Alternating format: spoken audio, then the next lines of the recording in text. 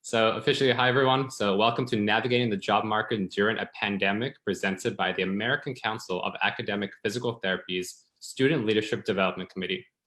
My name is Darren Jaffe, and I'm a third-year PT student at Temple University in Philadelphia and a student rep on this leadership board.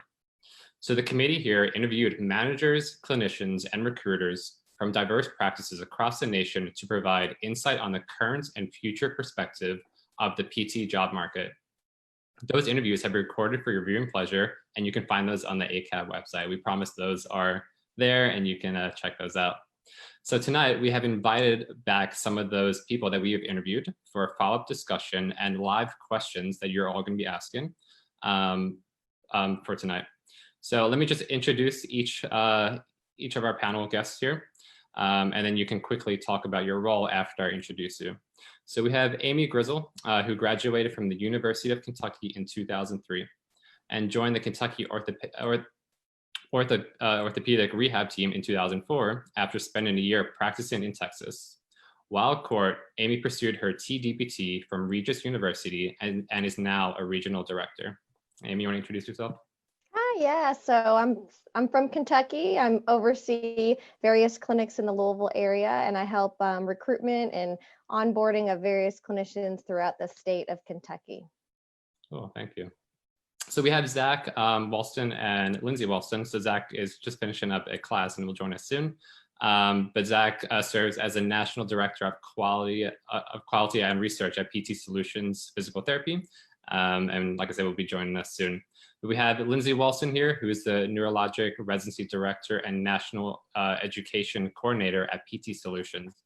She received her doctorate of physical therapy at Emory University and also graduated Emory University's Neurologic Physical Therapies Residency Program in 2015, and also PT Solutions Orthopedic PT Residency in 2017. Welcome, Lindsey. Thank you. I am really excited to be here. So you pretty much covered most of it. I still practice a good bit, mostly in a consultative role too, in Roswell, so just north of the city. Great. And then we have Nick Weber, who is the Chief Operating Officer of Team Rehab, a network of therapist-owned outpatient clinics spanning the Midwest and Georgia. Good evening, everybody. I'm Nick Weber. I'm a physical therapist. I'm also a clinic owner. I am from Vermont. I graduated the great Ithaca College much longer than my other panel members here. So I'm very happy to be here and look forward to speaking with you guys. Great, thank you. Welcome, everyone. So like I said, tonight we're going to be having a discussion on the current job market for new grads and students like myself who are third-year students planning on the future job market after graduation. So this is an open discussion and views might differ from one another, which is we just want to hear an open opinions from each of you. So for those watching, you may comment a question below. We're going to be monitoring the chat and making sure they are answered. If you're watching this on replay, you may comment the word replay and a question, and we're going to monitor it afterwards and email our panel and make sure those questions are answered as well. All right, but just to start it off, we're going to start with a question that we have already kind of thought about. So now that clinics are starting to reopen and patients are coming back and rescheduling, what and if any, have you seen any changes in the job market in a couple of weeks? Has there been any changes in the last couple of weeks? I can speak to that. So I've got 2 interviews already set up for next week. So we are still actively recruiting. I'd say, elective surgeries were put off for quite some time because of COVID. So they're starting to pick up again, and we're starting to see those patients back in our clinic. So volume is increasing. And right now we need therapists more than we ever have, or just as much so pre-COVID. So it's a good situation right now in Kentucky as far as my region goes. Yeah, we're seeing pretty similar things. So our patient volumes continuing to grow, which is great. Obviously with COVID, it's like a very fluid situation, so you never really know. But with elective surgeries coming back, that's definitely helped get more patients into the clinic. And so by default, that's helped build our therapist schedules and facilitate a need for new therapists as well. Yeah, I certainly echo what Lindsey says about Georgia. For the other states, we're a PT-owned company in Wisconsin, Illinois, Indiana, and Michigan. Everybody but Michigan's almost at full strength. Michigan's still operating about 60-70% of normal. Like Amy said, I've hired 4 new grads. Our company's hired at least 4 or 5 new grads in the past couple of weeks. I have another interview with a new grad in Georgia next week. But it is a balance. We do have some clinics that still have some voluntarily furloughed therapists, or some therapists who are just choosing to stay home because it's not right time for them to come into the clinic, childcare or otherwise, and that's okay. Their job is protected with us. But it's an interesting push and pull of clinics that need therapists and clinics that are still trying to build back. That's for sure. Yeah, I think it's a very awkward time because I know with my clinic that I'm at on rotations here, that it's a difference of bringing in new grads versus those that were furloughed or maybe even laid off. So how can a student or somebody that's a new grad kind of test those waters and kind of figure out where maybe a clinic might be in their situation? I think it's okay for them just to, ask that question. And I also think it's okay for them to ask how a company handled that situation with COVID. And I think most companies want to be very transparent in how they handled it. And so I think that's a question that's okay to ask a specific clinic, or, are people still out? Are you looking to hire? So it's okay. I'd agree with that. It's good information to know, just to kind of know where you stand and know where the individual clinic and practice as a whole stands. So it's a fair question to ask to see what the potential opportunities are. Yeah, I think again, everybody's saying that the right thing and the same thing. I agree. I think there are job boards with open opportunities active. But those might be a little bit delayed in getting back to you. So being boots on the ground, where you shadowed, teched, interned, reaching out to them to get some feedback. That's your network. That's your group of people who's invested in guiding you. So reach out to them for sure. That's the way to go. And I think the lesson here is just be a little bit more creative and probably a little bit more patient than normal. But the jobs are definitely coming back, just maybe not exactly where you wanted, but they're definitely coming back. Yeah, thank you for answering that. So in terms of your employees, are they working longer hours? Are they part-time? What are their schedules looking like right now?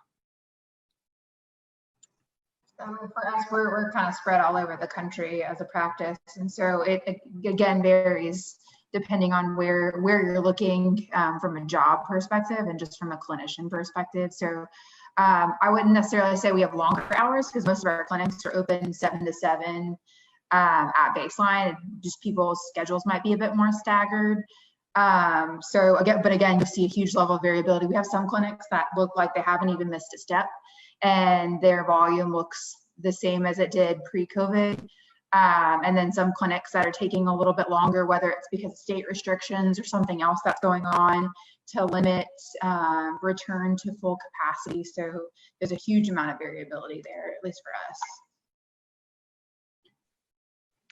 Yes, we have clinicians. So in Kentucky, actually, for a few days, outpatient clinics were required to be closed and then opened at a very limited capacity coming back. So it was a very interesting week or so trying to shut down and reopen.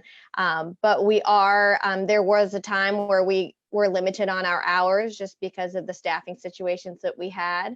But we now have expanded back to the kind of 7 to 7 majority of the clinics.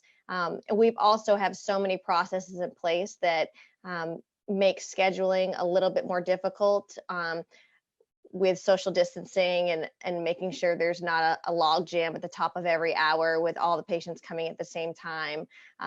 So a lot of patients are getting staggered maybe on the half hour. We know different schedules are on the half hour. So there's not, 8 people coming in at the top of the hour.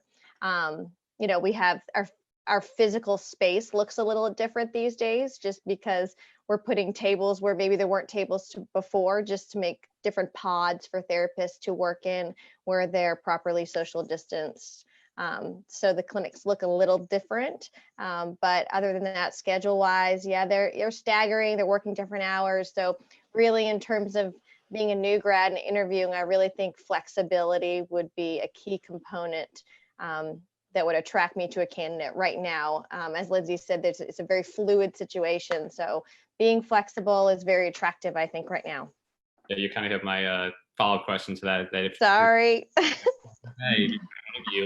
how should a student kind of react to maybe a flexible schedule, maybe even a part-time schedule, maybe it's something that's less than 40 hours that they're kind of looking for? Yeah, we actually, it's funny you mentioned that. We just, normally you hire full-time, you fill the schedule and you go. I think now we've had a couple PTs come on board who are new grads who are like, hey, I want to work here. I'll work hours and I'll build.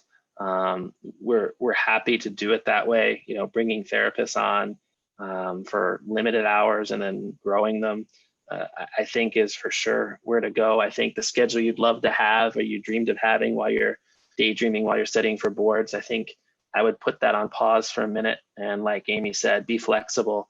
I think, normally we used to stagger schedules to, be there where the popular times where we really can't do that anymore. We've kind of got to spread the hours throughout the day. And like Lindsey said, 7 to 7 is the majority of what we want to do. And now more than ever, even if you only have 2 or 3 therapists to try and cover all those hours, but 6 a.m.s, 5:30 a.m., 7 p.m. appointments, Saturdays are all ways that people are trying to keep up with having a limited space, but a big demand of people who want to get well and stay well. So flexibility is a really good key for sure.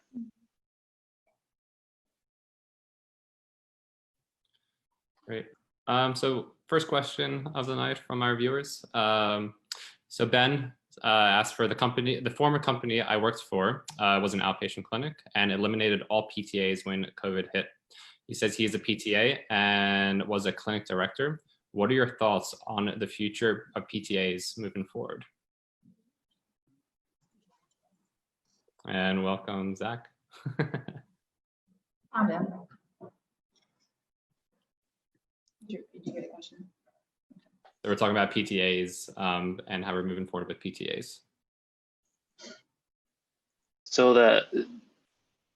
that's a tough question, and we certainly heard about that, and that's certainly unfortunate because the PTAs certainly have a strong role in clinics. I think what we're definitely seeing more of is PTAs, instead of being that 2nd or 3rd hire in a clinic, might be that 4th or 5th hire in the clinic. They might be used a little bit differently than they were, and we have some nice insurance rules that have kind of influenced some of those decisions. I think the key is with any therapist, PT, PTA, or anything, the quality of the therapist should be able to dictate where they fall. I think the PTA, whether it's their skill level and their ability to interact with patients and make patients happy, I think is the key more than anything. But I definitely do think that we are seeing a shift. And COVID didn't help it, but the insurance changes certainly really made it harder with some of the cuts that they made for ancillary staff across the board, physicians, assistants, nurse practitioners, all across the board. Yeah, I would agree. We did not eliminate any PTA positions though. And I have heard that that is happening across the board, but we are still interviewing PTAs. I think it depends on the clinic. It depends on the current staffing situation right now, the payer mix. So there's a lot of things that play into it, but we still have all of our PTAs. It's the same for us as well. A lot of PTAs having a lot of PTAs across the board. Part of it too is going to be as was just alluded to there by Amy, the type of clinic as well and the size of the clinic. If you're having with the eval restriction, that typically the larger clinics are going to be the ones that are you're going to see more of the PTA presence, whereas if you have more of a de novo clinic, one that's just started up, it might only be one therapist or looking to bring on a second, they're probably going to be looking more for a DPT because of that evaluation piece of it. So I think as you're looking for the different settings as well, recognizing on what is the size of the clinic, what is the location of the clinic, the state, the different, whatever the payer restrictions might be, or the payer mix of those states as well. For example, we have a lot of clinics in the Panhandle, which is going to be a very heavy TRICARE population in that market. And so knowing the payer mix of the market will also impact what the availability of positions are for PTAs. Great, that was a great question, Ben, thank you. So next question is from Alex, and this is kind of similar to something I was thinking about too. So with concerns with clinics with the mentality of the last in, first out, especially if a new grad got hired and then there was another shutdown that occurred. So how can we kind of maybe manage the situation, kind of maybe advocate for yourself if this would have to occur?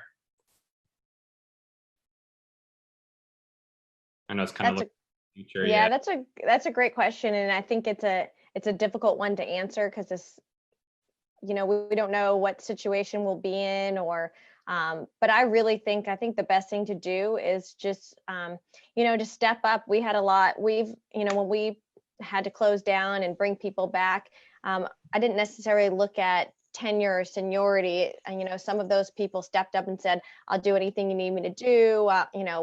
I'll do telehealth, I'll do outreach." So really just being proactive and jumping right in and offering to help in any way you can. That to me showed me those people that wanted it really bad, and it didn't necessarily wasn't based on years of experience.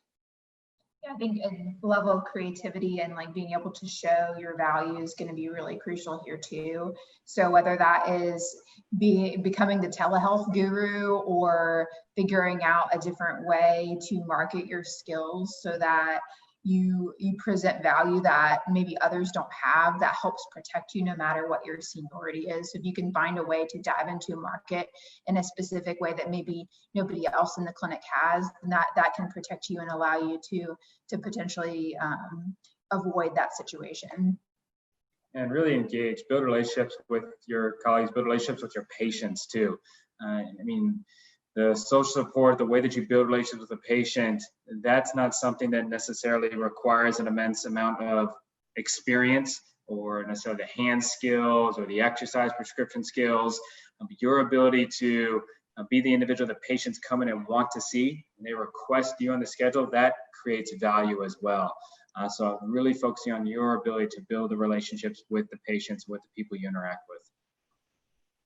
Yeah, the idea that even as a newer grad or a newer therapist to a facility, the idea of finding your way to kind of be a bit indispensable. You're the ones who take the walk-ins or help grab a patient when somebody's running behind, or you're the only guy who can do neuro and ortho. You're the one who learned the Lung Strong post-COVID rehab program, the telehealth, being flexible, being invaluable, where you can kind of be plugged in anywhere is really the key. And as a newer PT to a facility or a new PT to the profession, be a sponge, learn it all, talk and listen a lot to patients and coworkers, physicians.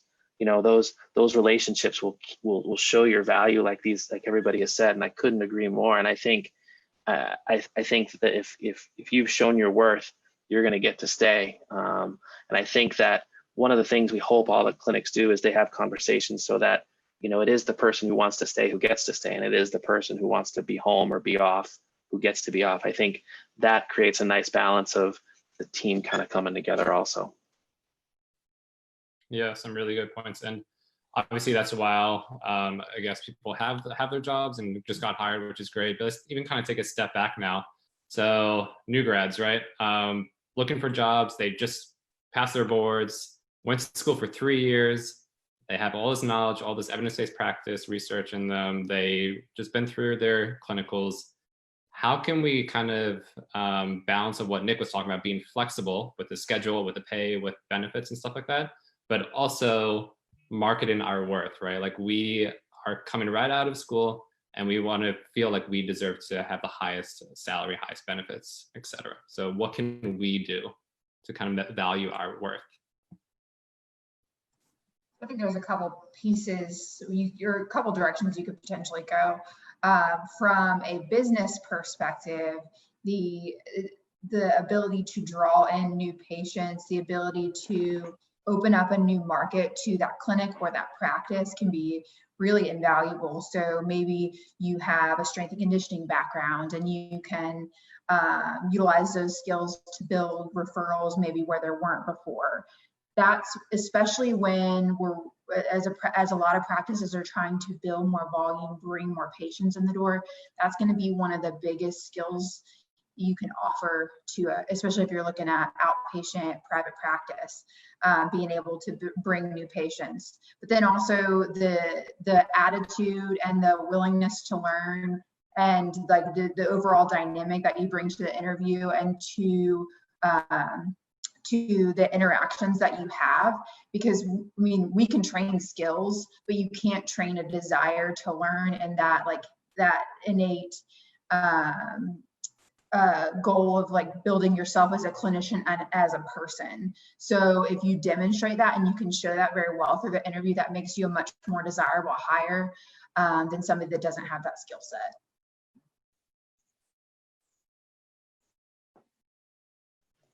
I think the one thing to be relatively, realistic about is, as a new grad, you are a new PT. There is going to be some sort of a baseline that all of our companies have for new grads. I really think your biggest jump should be focused on, what you do that next year. What do you do with that first year to really show, whether it's, paper performance things, things like Lindsey was talking about earlier for residency. Do we bump salary for that? Do we give you free tuition for that?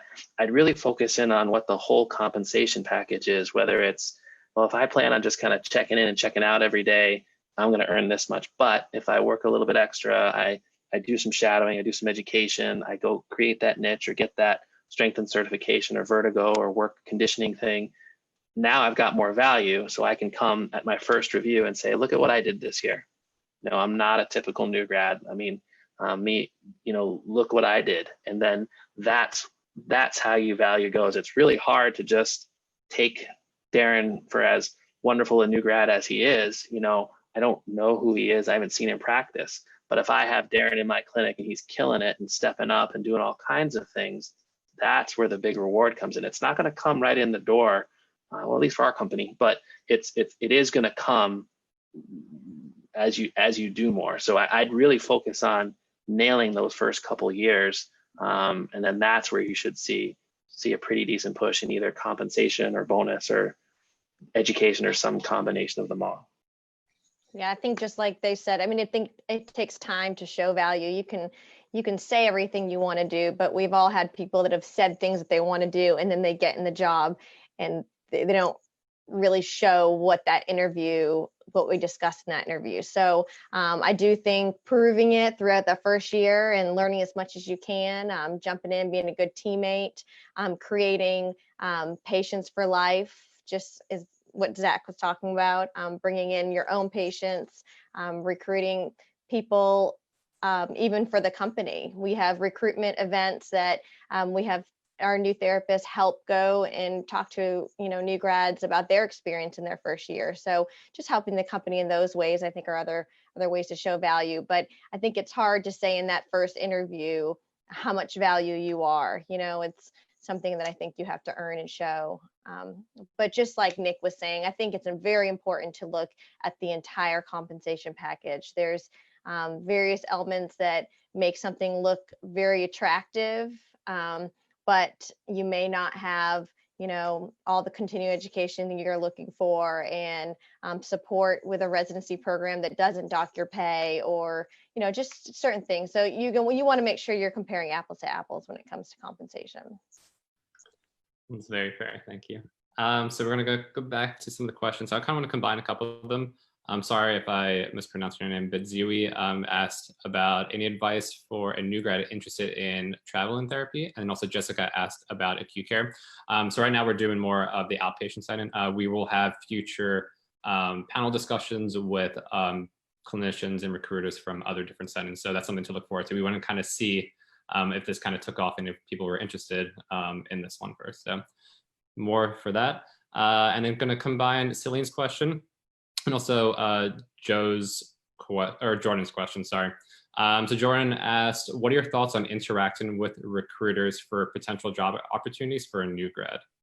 Especially if those potential job opportunities may pay more on average. So maybe for inpatient, rehab, or acute care, I kind of want to add on to that and be, should maybe new grads think about a year of travel therapy or think about inpatient if those are more of the needed positions at this time, and then maybe go back to outpatient or something like that afterwards?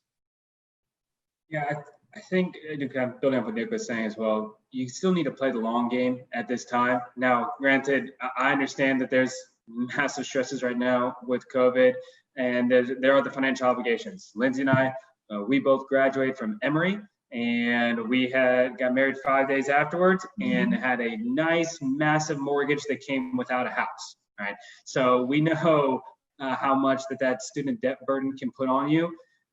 If you can make it work though with the pay, find out the intangibles of the job. What is the mentorship? What is the education opportunities? What is the culture and the philosophy, and how are they going to invest in you? And is it real mentorship as well? So whether it be a residency program or a mentorship program or something else, not with, oh yeah, we mentor all of our people, you'll be paired with someone in your clinic. Sometimes that works, and sometimes it can just be that, yeah, ask me questions whenever you want. Well, that should be a standard employee relationship.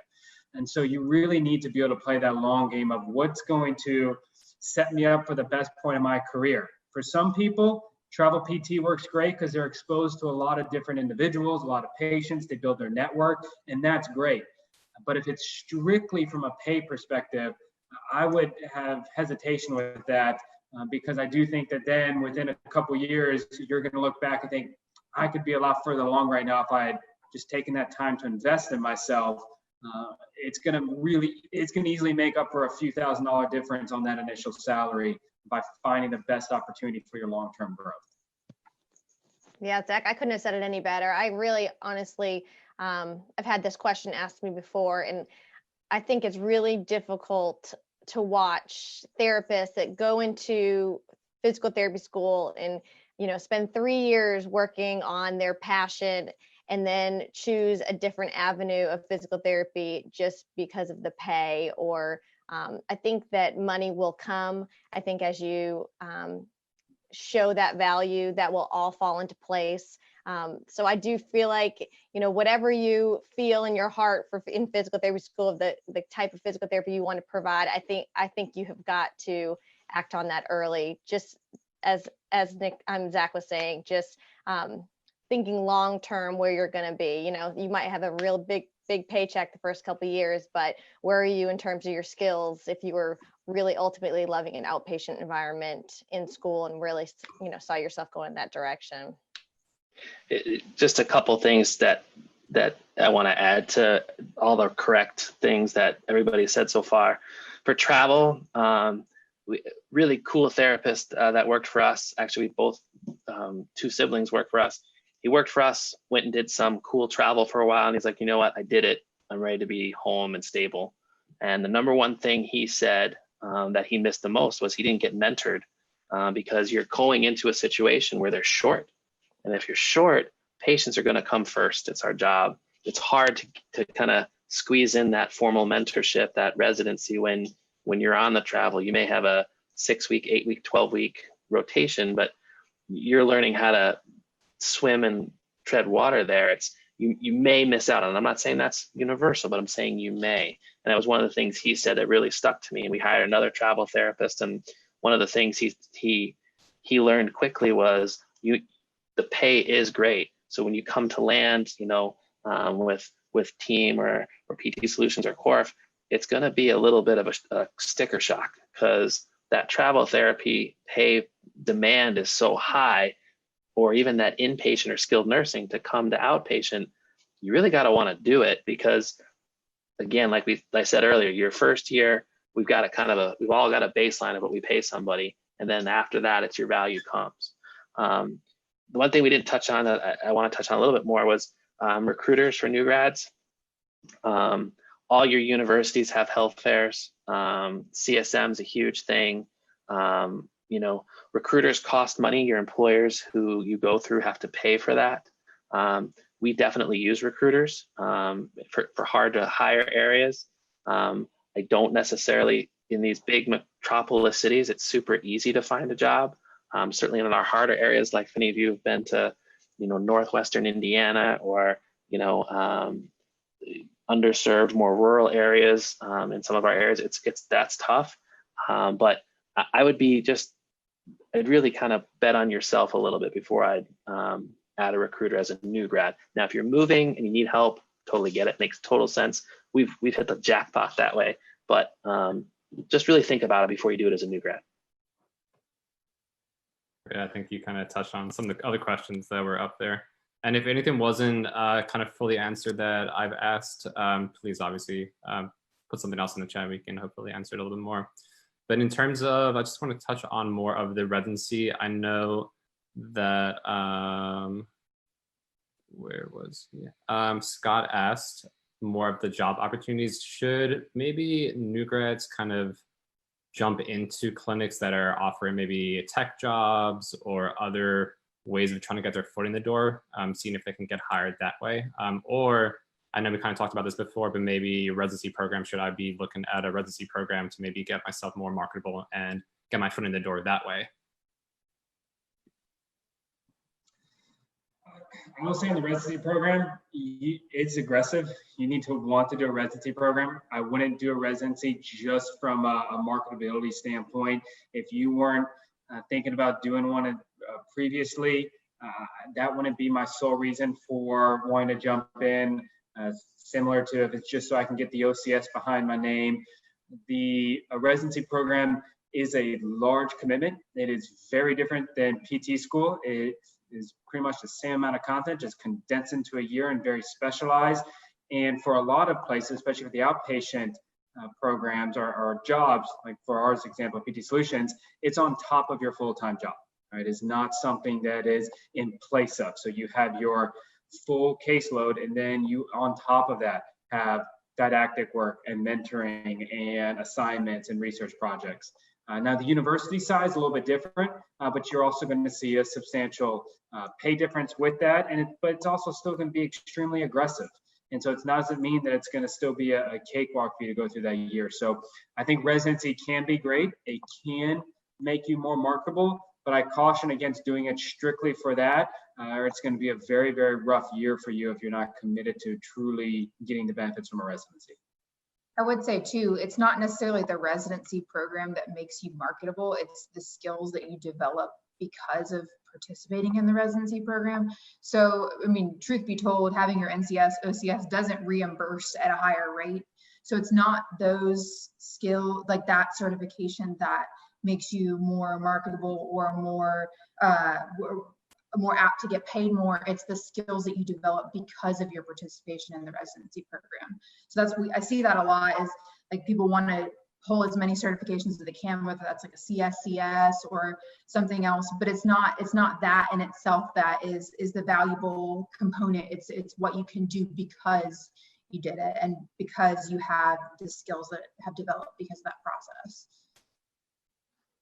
I like the question about being a tech beforehand, because we have hired many techs once they've graduated from PT school. I think it's a great way to see a person's work ethic, their passion, and their ability to communicate with patients and build that rapport. So we do find that that's a wonderful way to recruit, is through tech. So we have hired many techs, and also just being a student in a clinical. If you are at a clinical rotation within a company, make it as many connections as you can. If you like that company, if that company matches with your values and you enjoy the culture, then even ask at that time to talk about maybe future employment. We hire a lot of students as well. No, those are good ideas. Betting on yourself, kind of showing your work ethic and showing up is important. And the part about the residencies makes sense. I mean, you gotta love it. It is a ton of work. I'm an outsider looking in at it, but you have to have that passion there, and before you do. So definitely think hard before you commit to that, for sure. Lindsey's absolutely right. Great, thank you. I think that kind of hit home and kind of maybe made some students and new grads think about that. So thank you for that. In terms of, I know there were some questions about resumes and seeing resumes online. Are there any specific maybe things you want to see on a resume? Does a resume kind of jump out at recruiters or people that are hiring? What can we kind of do to spice up a resume? I tell a lot of the students that I talk to that it's interesting because you get, if you have a local college nearby and they're all looking for jobs around the same time, all their resumes look exactly the same. They're built the same way, they have the same information. So what I like to encourage is, some people say don't put past work on there, but I like to see what they've done, in their undergrad degree as a job. I'd like to see if they were a server and they know customer service and they can multitask. I like to see that they, did something interesting like studied abroad or, just setting them, a little bit, making it stand out a little bit more than their peers. So I think that's important rather than just putting the clinical education or you went to school in any, rotations or published pieces. That's wonderful as well, but something to make you stand out.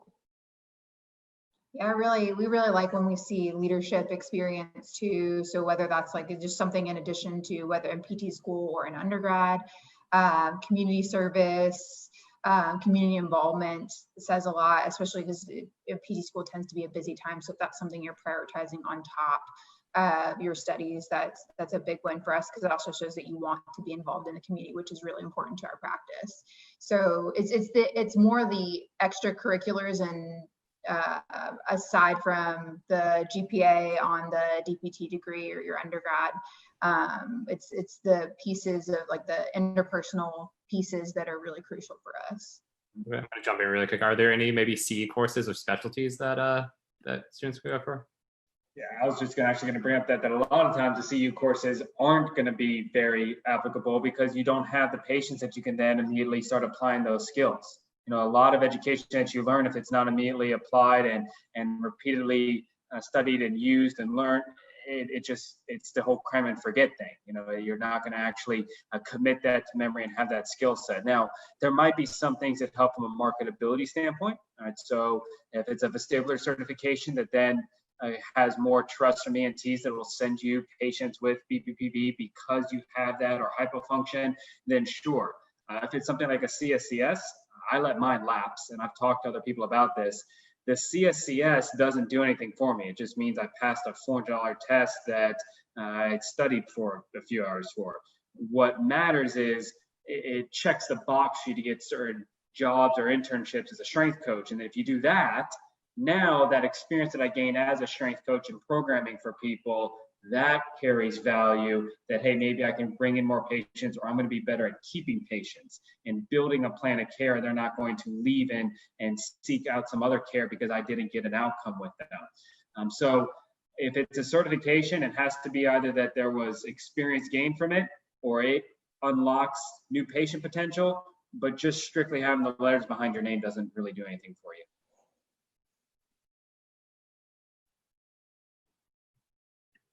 Awesome. Thank you. Yeah, I was thinking you would say that based on our interview. I had the pleasure of interviewing Zach and Lindsey, which is something that we all did. There were a couple students that interviewed a bunch of more clinicians and managers too. So you can find that on ACAP's website. There's about 15 to 20 minutes, and you can definitely check that out. So there was a question in terms of, depending on the state, some do allow for traineeships or temporary licensure as you wait for your results of your exam. This might be a good question for an employer, maybe that can get you in the door. What do you think about that? So yes, in Kentucky, we are allowed, they're allowing PTs to work on a temp license, and it's probably, I'd say 95% of what we hire, because we're looking for people. If we're looking for people, we want them now. So we don't want to wait 3 more months before they can work. So we oftentimes, we'll hire people, have them temp license. Maybe they only work 2 or 3 days a week so they can focus on their studies the other 2 or 3 days a week. And that seems to work very well. They might take a week off before the test just to kind of cram as much information in their brain as they can. But that's often, and I think it helps them get their feet wet. It helps them apply some of the knowledge that they've learned. It helps them learn the documentation system, so they're not overwhelmed all of a sudden. Now they're, working full time and have a new documentation system, a new, orientation to a clinic. So I do think it helps them kind of dip their toe in a little bit. For the states that I agree 100% with Amy, any chance we can get people in on a temporary license, we absolutely want it for the same reason she mentioned. For those states that don't have a temporary license, we still employ and hire new grads with the intention of them passing their boards. We'll start them kind of as what we call like a super tech. They're in the clinic, so they're studying, and then they get that feedback of practicing and seeing what they're studying in action. They're around the other therapists. They're keeping their patient communication skills. They are learning the documentation. They get to go through orientation so that one day when that license comes, it's a flip, and they can just go from being the super tech to the super new grad. But we absolutely do that because we need help, and we want to get them as ready as we can. And once they're ready, then we'll be ready to go with them for sure. Yeah, absolutely. It's really just that whole state dependent thing. And I think those are the two options to really seek out that, can I do the temp license? And if that's not an option in my state, well, can I have a tech option to really get to know the culture of the practice? So I want to kind of shift gears quickly. So I just got an interview with one of you, and I'm super excited and getting ready for my interview. What maybe questions should I be asking? And can you give us maybe some tips for these new grads for interviews? So, from like a general tip perspective, the trick with a lot of this, especially if you're interviewing from a distance, is that your only exposure and experience it could potentially be virtual. So how you set yourself up, where you are, making sure that the environment is conducive to an interview is crucial. I can't tell you how many interviews we've done with like a whole bunch of background noise, or like looking at people's chins, or just different things. So just making sure that those little details, you're dressing for the interview like you would if you were in person, treating it as if you were physically present, even though obviously you're virtual. So the dynamic is a little bit different. So making sure that you treat it with the same level of respect as you would an in-person interview, because that could be your only exposure and experience with your potential employer. So that's a big piece of it. And then thinking, the questions that you ask are going to be very dependent on thinking about what's important to you. So what are you looking to get out of this job? Is it potentially residency? So focusing in on the structure, the mentorship potentially. What are your priorities? So it's going to be a little bit different for everyone. Like we talked about before, it's perfectly okay to ask about COVID and ask about that employee response or the employer response. Knowing how that was managed within the clinic can tell you a lot about the practice as a whole. So it's more about like thinking about what your individual priorities are and what you are really looking for in an employer. And those are the questions you want to make sure that you address within that interview. Yeah, and you can ask them to be specific. If they say, yes, we have a mentorship program, ask what that looks like. Is it just, hey, you pair someone up in the clinic and, or do you have something formal in place? Do you have any leadership training and development courses? What involvement do you have in the community? Or, I like when people ask me, why have you been where you've been for 16 years? What keeps you there? Just questions about the culture of the company. How do you describe your culture of the company? I love when I get questions back, because I do like when interviews are more of a conversational. I know that you all are very smart. You graduated from PT school. I know you're super smart, but I need to know who you are as a person, what you like to do in your free time. Just to kind of see where maybe the best fit or the best clinic might be for you. So that's how I like interviews to go. It's more of a conversational piece between the interviewee and myself. Yeah, the conversation is a really key point. A big part of my job is to do interviews, and I did 20 something interviews for different clinical positions last week. And I want to talk to people, and I want a little bit of a back and forth. If I ask you a question and you have an answer, follow it up. Just try to establish some sort of a conversation or a discussion to kind of give the answers that we're looking for. If we're talking about a patient scenario, or you're telling us about what you like to treat, ask us what we like to treat. How do we learn to do that? And kind of show that interest, I think, is important. I think the other tip I would give you, which isn't really a tip for the interview, is if it's not offered, I would definitely ask if you could just spend some time in the clinic shadowing, just to really talk to the PTs and the techs and the patients, just to see how they like it. Is it too loud, or is it not loud enough in the clinic? Is it, are people interacting, not interacting? Are they dressing the way that you want to dress? Those are all going to give tips to personalities. And what everybody was saying here tonight is, this is work. You're going to spend a lot of time there, so you really better like it. So all the questions they said to ask are perfect. I think in addition to that, ask to see if you can shadow afterwards. I know that's something we require, just to make sure that it is a good fit, both ways.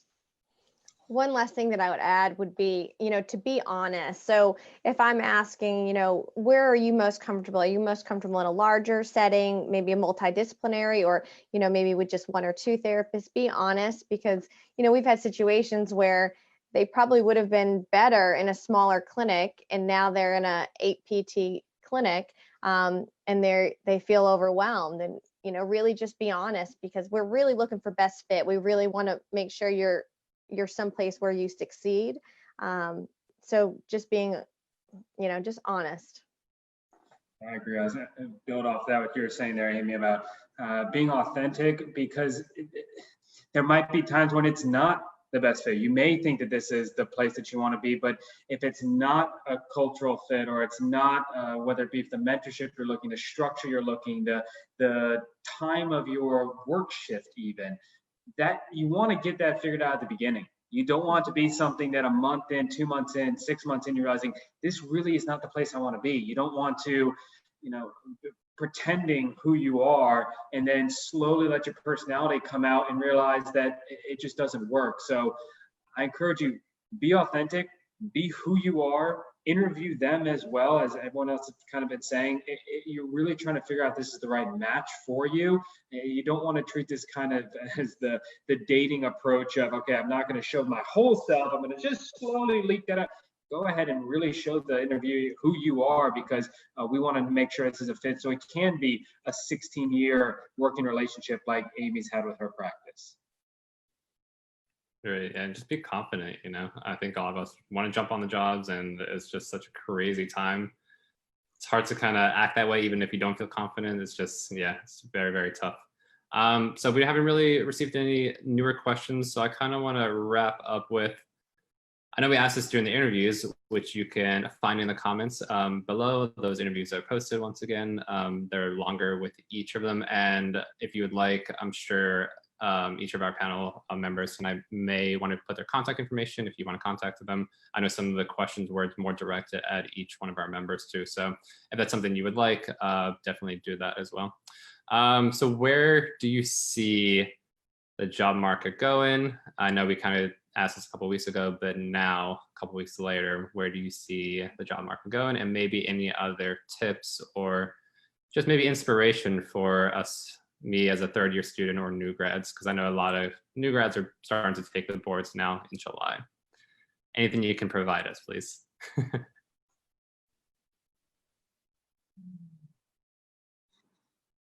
I mean, it is fluid right now, obviously, and it's definitely it can be an anxiety, nerve-wracking time. I will say that when I look at where we're going right now, or trying to have some kind of prediction on the job market, I don't think that we're going to have the same hit necessarily that we had at the beginning of all of this, from the perspective of a lot of our patients, a lot of individuals have kind of made up their mind for the most part on how COVID going out or not comfortable going out. There's at least a little bit more information right now. So bearing any massive change from a referral source standpoint, as in, outpatient surgeries start getting shut down again, or outpatient orthopedic clinics start closing, bearing that not happening, then I would expect us to see still a steady, slow growth of volume. We're starting to see that in our practice, bring more people on board, because now we are starting to see us, getting to where those pre-COVID volumes were, because patients now are more comfortable. They see what the settings look like. They see how clinics are handling COVID. And so I do see that there is going to be that progression. How rapid that's going to be, how many opportunities, I can't obviously predict with that. But I would say that for you guys right now, always find ways to invest in yourself right now. So whether that be a tech position, or whether that be another type of role, somebody that might be looking at residency that weren't thinking about before, find other ways to invest in yourself right now. The online continuing education, APTA Next conference is $20, I think, right now. Reading a lot of books, getting caught up on literature. Find ways to invest in yourself right now. Cancel the Netflix subscription. Don't find these other ways that you can just, waste time right now. Really find ways that you can invest in yourself, so that when that opportunity does come and you do start your job, you can really hit the ground running and be leaps and bounds ahead of where new grads typically are. And so I always really tell people to find the silver linings in something. Find some level of positive that can come from this. Well, right now, we have a lot of time and opportunity in our hands. We're not commuting places. So what are ways that you can invest in yourself and use all these different virtual platforms to build yourself up professionally? Zach, that sounds like a great interview question we could be using. How did you utilize your time? So get ready for those questions, guys. I think, Darren asked about a little bit of inspiration. I think Zach certainly gave some inspiration. When I was a new grad, that was 98, my mentor, who was a year ahead of me, we both got offered the same job. I got offered 25% less, and I would say 20 to 30% of the class ahead of me got laid off. Who would know that, we couldn't print PTs fast enough up until COVID for a while. So the inspiration here is, we all know why our businesses, our clinics, our operations have taken a hit. It's nothing we did. It's nothing we did wrong. It's not a state of physical therapy in general. It is something that we're going to get through. The hard part is we just don't know when. The really, really positive, really great things are, A, you've chosen a great career with lots of variability. B, week to week, month to month, the job market gets better and better for you. I think all the things that Zach talked about for investing in yourself and really kind of keeping up with your passion will make this time go by really quick. And then before you know it, you'll have a job. That little bit of bump in the road my class hit around that time in the Northeast didn't last forever. And PT's really taken off since then. So this will be over too. Reach out, stay connected to your community, stay connected to the things you love, and this time will fly right by, that's for sure. Yeah, I'm an optimist. I think that we're going to get back rocking and rolling. I think we're going to need you all. I would be patient, but stay positive and don't settle because you're worried about the current climate. If outpatient what you're passionate for, then you need to wait for that perfect opportunity for you. Yeah, I'd agree with that too. And we're talking silver linings with this. A couple good things that have come from it. So from a reimbursement perspective, the opportunity to expand and continue to develop telehealth. And there's been a lot of services and a lot of things that different practices have done in response to COVID that have allowed us to innovate and develop and build that we would have never done if not forced, right? So it does force some innovation, which hopefully we can continue to keep that momentum going as one day, whatever mystical day that is, COVID passes, that we can use the resources that we gained through this to help continue to build the profession as a whole as well. Thank you. It made me feel a little bit better, so I appreciate all your Awesome. Well, I appreciate everyone for being on the call tonight. As I said, there are interviews that you want to find out a little bit more about each of them in terms of their clinics and where they work. They are posted on the ACAP website. The link is posted in the comments. If you're watching this on replay, you definitely are able to ask more questions. We should be monitoring them, and we can always email the questions out to our panel here. If you enjoyed this, you can leave a comment below. If you'd like to maybe see some future discussions with our panels from inpatient, from travel therapy, peds, anything like that, that's something we can definitely do as well. So thank you, everyone, and I hope you have a safe and great night. Thank you. Thank you. Thanks, Darren. Be safe out there, everybody. Nice to meet you guys. Nice to meet y'all. Good stuff.